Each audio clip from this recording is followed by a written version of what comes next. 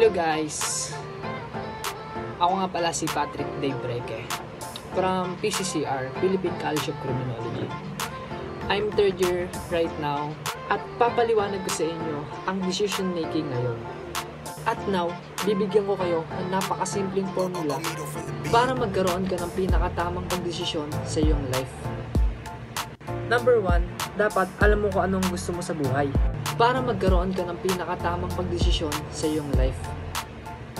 Number 1, dapat alam mo kung anong gusto mo sa buhay. Ngayon, kung alam mo lang ang gusto mo sa buhay, dapat lahat ng gagawin mo ay connected na dapat sa goals mo. Dapat lahat ng decisions makings mo at lahat ng ginagawa mo. Pabalik tayo. Nung ako'y nagsisimula kumuha ng kursong BS Cream, nag-adjust ako. Hinabaan ko ang pasensya ko kahit na ayaw ko magpasemikalbo ng gupit. Ayaw ko magbasa-basa ng article, pero pinilit ko magbasa ng mga article.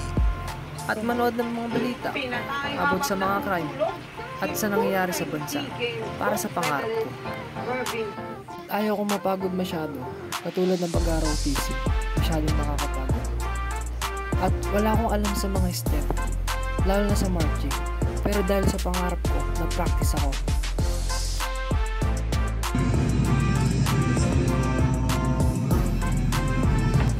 Mahirap siyang kabisaduhin sa una, lalo na ang kaliwa, kanan, harap sa likod, at pugay kamay na.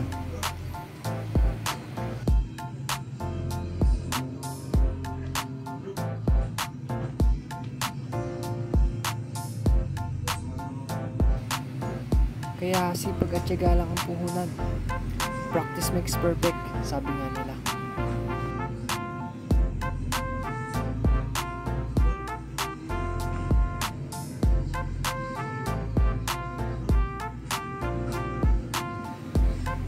Pero kahit anong hirap, kung para sa pangarap mo, kakayanin mo to.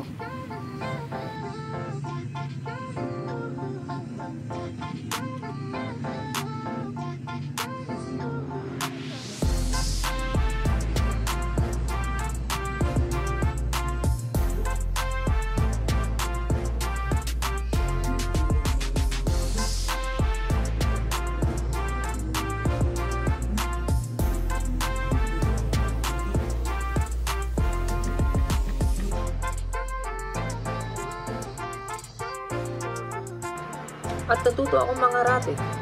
In short, connected ito sa goals ko, na gusto kong maging pulis at makapagtapos ng pag-aaral. Napaka-importante ang decision making para sa ating lahat. We make decisions every day. Malaki man ito o maliit. Importante man ito o hindi.